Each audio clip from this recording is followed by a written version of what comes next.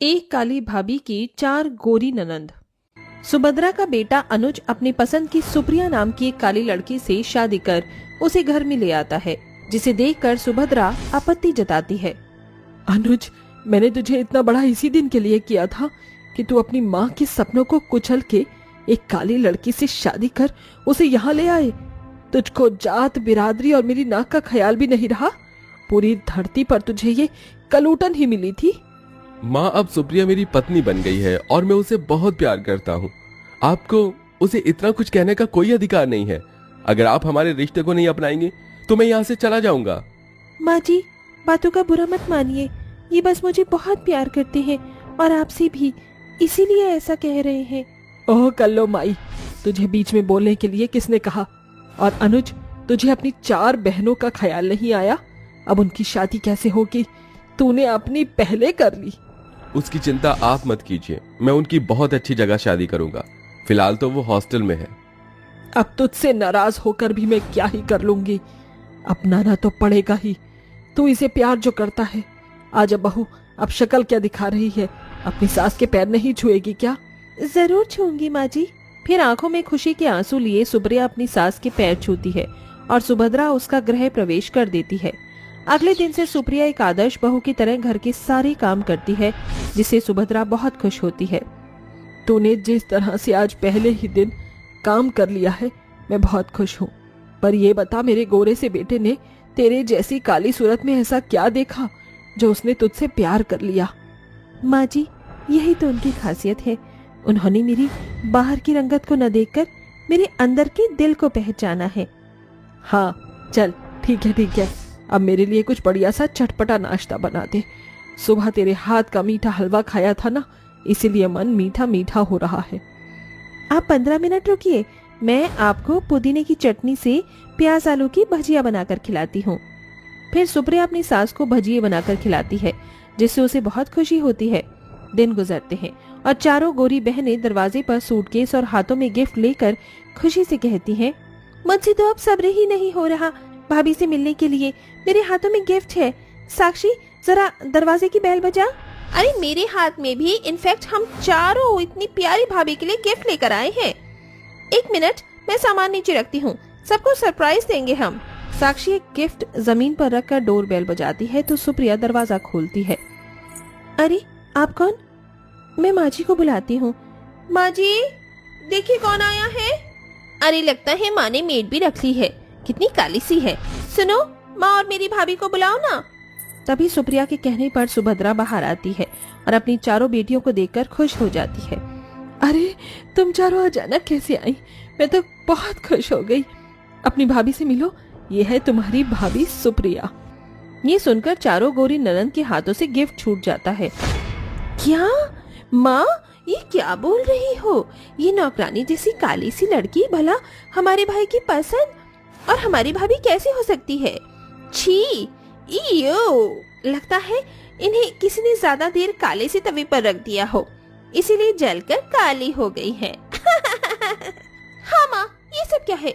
हम तो अपनी भाभी से मिलने के लिए इतने खुश थे कि इतने सारे तोहफे लाए थे, और भैया ने लव मैरिज भी की है, तो ऐसी काली कलोटी बैंगन जैसी लड़की से। जुबान संभालो तुम चारों, ये तुम्हारी भाभी है। काहे की भाभी? ये तो हमारे साथ खड़े होने के लायक भी नहीं है। कहाँ हम गोरी चिट्टी और कहाँ ये काली कोयला। हम क्या हॉस्टल से भागे भागे इस काली भाभी से मिलने आए थे? तवा तवा, सारा मूड खराब कर दिया। चलो अपने कमरे में। ये कहकर 4 गोरी ननंद अपने कमरे में चली जाती हैं। वहीं ननंद की बात सुन इकलौती भाभी की आंखों में आंसू आ जाते हैं, जिसे सुभद्रा संभालती है। बहू, तू फिक्र मत कर, थोड़े दिन में तुम 4-5 घुल मिल जाओगे तो सब ठीक हो जाएगा। जी माँ जी। अगले दिन सुप्रिया ननंद के कमरे से गुजर रही थी तो शिवानी परेशान करने के लिए अपने पैर को अड़ा देती है, जिसे सुप्रिया गिर पड़ती है और 4 ननंद हंसने लगती हैं। देखो देखो, कल्लो माई तो गिर गई। क्या हुआ भाभी, ज्यादा जोर की लग गई क्या? अच्छा हुआ, ऐसी काली भाभी के साथ ऐसा ही होना चाहिए। खैर, जल्दी से उठिए और आप हमारे लिए पास्ता बनाकर लाइए। हाँ, और साथ में ऑरेंज जूस भी। ठीक है दीदी। कुछ देर बाद सुप्रिया 4 ननंद के लिए पास्ता और जूस लेकर आती है तो उन्हें मेकअप करता हुआ कहती है, दीदी, ये आप कौन सी क्रीम लगा रहे हो? इसे लगाने से मैं भी अच्छी दिखूंगी ना? आप मुझे भी मेकअप करना सिखाओगे ताकि मैं अच्छी लगूं? क्या मेकअप? तुम्हारी कोई औकात नहीं है इतना ब्रांडेड मेकअप लगाने की। हाँ, तो सीखना तो बहुत दूर की बात है, और वैसे भी इस काली सी सूरत पर मेकअप भी कर लोगी तो भी ऐसी ही रहोगी। आई बड़ा लाडो रानी मेकअप लगाने, फुटो यहाँ से। दीदी, मानती हो कि मैं काली हूँ? जब भगवान ने ही मुझे काला बनाया है तो इसमें मैं क्या कर सकती हूँ? क्या हम जैसे लोगों की जिंदगी नहीं होती? तुम जैसे लोगों की जिंदगी में सिर्फ कालेपन के ताने सुनना लिखा है, समझी? ये सुनकर सुप्रिया आंखों में आंसू लिए चली जाती है। वक्त गुजरता है। चारों ननंद अपनी काली भाभी को कालेपन के हमेशा ताने देती रहती थीं, तो कभी उसे गिरा दिया करती थी। फिर भी सुप्रिया घर में शांति बनाए रखने के लिए किसी से कुछ नहीं कहती थी। 1 साल में वो एक प्यारे से सांवले बेटे को जन्म देती है। सास पूजा करने मंदिर गई थी। इस बीच चारों ननंद की कुछ फ्रेंड्स आती हैं, जिसके बाद वो घर पर किटी पार्टी करती हैं। वाओ यार, क्या मजा आ रहा है तेरी किटी पार्टी में। ऐसे तो तुझे रोज पार्टी करनी चाहिए। तूने अपनी भाभी को खाना बनाने के लिए कुछ कहा था, लाई क्यों नहीं वो अभी तक स्नैक्स? रुक जा, मैं अभी बोलती हूँ। भाभी, ओ भाभी, कितनी देर में खाना लगाओगी या हम सब भूखे मरे यहाँ? बस दीदी, ला रही हूँ। मुन्ना जग गया है, आप उसे थोड़ी देर संभाल लीजिए। ओह गॉड, ठीक है, उसे दे दीजिए। फिर सुप्रिया मुन्ने को साक्षी के हाथ में दे देती है, पर साक्षी ज्यादा देर संभाल नहीं पाती है। ओहो, इस कलूटे बच्चे ने तो मुझे गीला कर दिया सूसू करके। इसी रूम में ही पटक कर आ जाती हूँ, वरना मेरी किटी पार्टी बर्बाद कर देगा। ये कहकर साक्षी बच्चे को बिस्तर पर लिटाकर आ जाती है, जहाँ वो भीगे कपड़ों में रोता रहता है, और सुप्रिया उनकी पार्टी में एक स्नैक सर्व करती है। सभी दोस्तों के जाने के बाद सुप्रिया अपने बच्चे के बारे में पूछती है। दीदी, मेरा बच्चा कहाँ है? मैंने तो कहा था आप उसको संभाल लेना। फिर? हे भगवान, मुझे उसके रोने की आवाज आ रही है। कमरे में है वो। फिर सुप्रिया भागती हुई अपने बच्चे के पास जाती है, जहाँ वो बहुत ज्यादा तप रहा था और चुप होने का नाम ही नहीं ले रहा था। इतने में अनुज और सुभद्रा घर पर आ जाते हैं। बच्चा चुप न होने पर सब उसे अस्पताल लेकर पहुंचते हैं, जहां डॉक्टर बच्चे को निमोनिया की शिकायत बताता है। और अपने बच्चे की ये हालत देखकर सुप्रिया ननन से कहती है, देखिए ना, आप चारों की लापरवाही से मेरे छोटे से बच्चे को निमोनिया हो गया है। अरे आपको दुश्मनी मुझसे निकालनी थी तो मुझे मार लेती, लेकिन मेरे बच्चे के साथ ये करने की क्या जरूरत थी? मैंने आपके कहने पर आपका सारा काम किया, आपके गेस्ट को संभाला, और आपने क्या तुम चारों के पास मुन्ना था और तुमने उसे गीला छोड़ दिया? इतनी लापरवाही कैसे कर सकती हो? तुम तो बुआ हो ना उसकी। मेरे छोटे से बच्चे के साथ तुम चारों ने ये किया है। आज तुम्हारी वजह से वो इतना तड़पता रहा बुखार में। बस बहुत हो गया। तुम चारों को मेरे बच्चे और मेरी पत्नी से प्रॉब्लम है ना? हम तीनों घर छोड़कर चले जाएंगे अब। माँ, भैया, हमसे बहुत बड़ी गलती हो गई, हमें माफ कर दीजिए। हम नहीं जानते थे कि मुन्ने की तबीयत खराब हो जाएगी। हाँ भैया, हमें माफ कर दीजिए, पर हमें ऐसे छोड़कर मत जाइए। हाँ भैया भाभी, माफ कर दीजिए। हमें अकल आ गई है कि इंसान का रंग रूप नहीं, दिल अच्छा होने चाहिए, जो हम चारों ननंद का है नहीं, वरना ऐसा नहीं करते जो आज हुआ। हम चारों को अपनी गलती का पछतावा है, दोबारा ऐसा कभी नहीं होगा। प्लीज भैया भाभी रुक जाइए। सुनो जी, इनको माफ कर दो।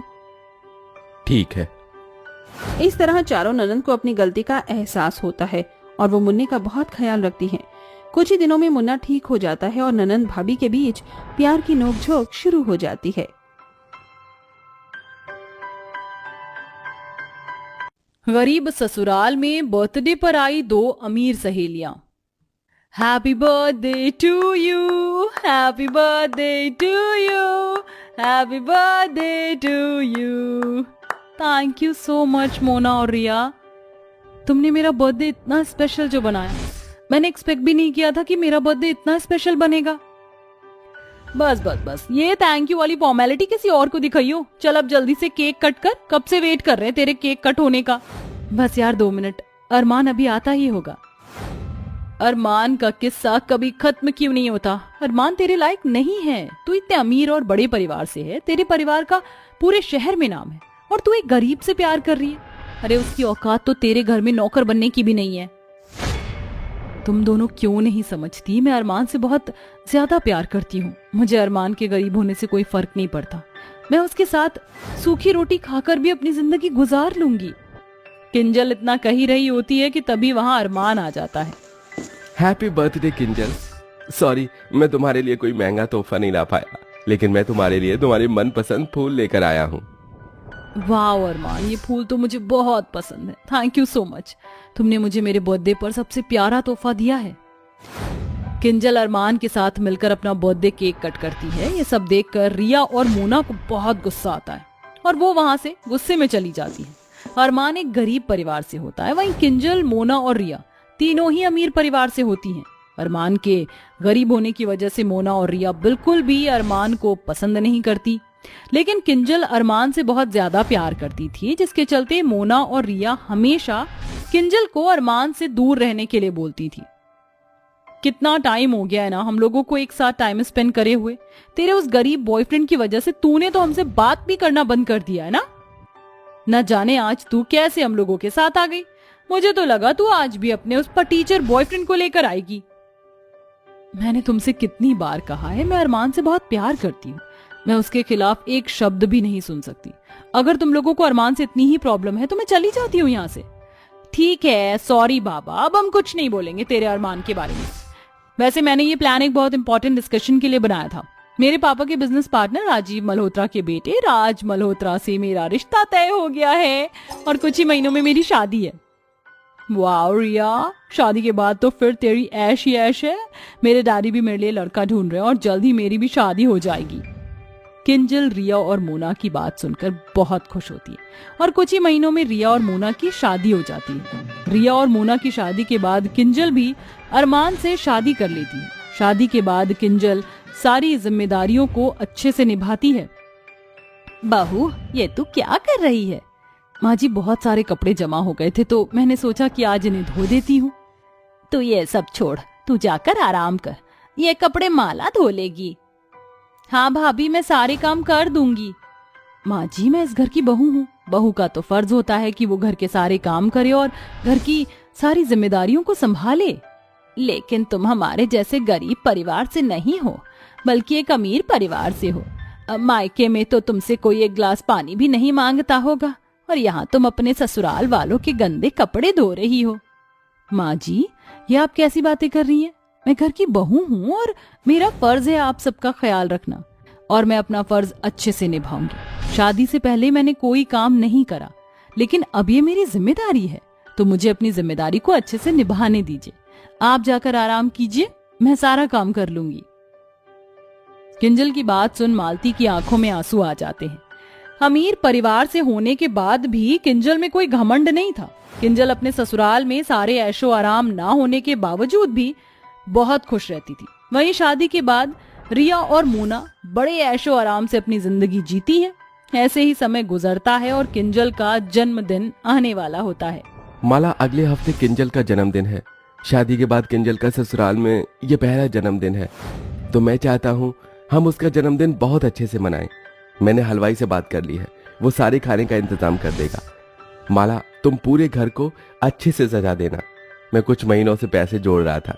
मैं उन पैसों से किंजल को एक सोने का हार देना चाहता हूँ। शादी के बाद मैं किंजल को कुछ भी नहीं दे पाया, कम से कम मैं उसे एक सोने का हार तो दे ही सकता हूँ ना। हाँ बेटा, शादी के बाद बहू ने हमसे कभी कुछ मांगा ही नहीं।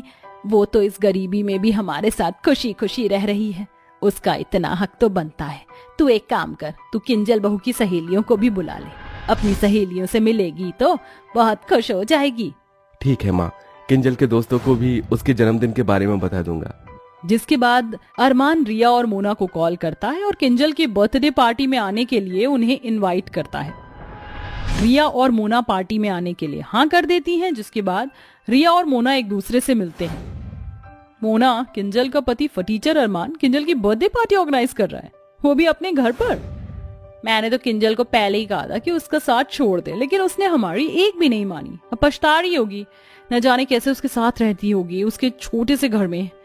मैंने तो कभी इतनी लो क्लास थर्ड क्लास पार्टी भी नहीं देखी है। न जाने वहां जाने के बाद क्या क्या देखने को मिलेगा। जरा हम भी तो देखें कि लो क्लास बर्थडे पार्टी होती कैसी है। और हमारे पास मौका भी है उस अरमान का मजाक बनाने का और उसको उसकी औकात याद दिलाने का। दिन गुजरते हैं और किंजल का जन्मदिन आ जाता है। मालती किंजल को बहाने घर से बाहर ले जाती है। वहीं पीछे माला और अरमान किंजल के जन्मदिन की तैयारी शुरू कर देते हैं। जिसके बाद जैसे ही किंजल अपने घर आती है तो अपनी बर्थडे की डेकोरेशन देखकर हैरान हो जाती है।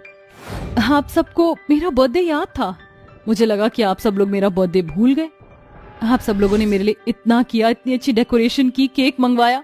ये बर्थडे मेरा सबसे स्पेशल बर्थडे होने वाला है। इतना सब देखकर किंजल की आंखों में खुशी के आंसू आ जाते हैं कि तभी वहां रिया और मोना भी आ जाती हैं। तुम दोनों यहाँ? मैंने तो एक्सपेक्ट भी नहीं किया था कि मैं तुम दोनों से अपने बर्थडे पर मिलूंगी। थैंक यू सो मच यहाँ पर आने के लिए। हमें यहाँ तुम्हारे पति ने इनवाइट किया है। वैसे किंजल, तुम्हारी बर्थडे पार्टी इतनी सिंपल कैसे हो सकती है? शादी से पहले तुम्हारा बर्थडे हर साल किसी 5 स्टार होटल में सेलिब्रेट होता था और शादी के बाद यहाँ हो रहा है। हमने तो सोचा था कि तुम्हारा हस्बैंड तुम्हारे बर्थडे की बहुत अच्छी तैयारी करेगा, लेकिन ये क्या, इसने तो अपनी औकात जितना ही किया है। रिया की बात सुनकर किंजल के ससुराल वालों को बहुत बुरा लगता है कि तभी किंजल बोलती है, तुम दोनों अभी तक नहीं सुधरी ना?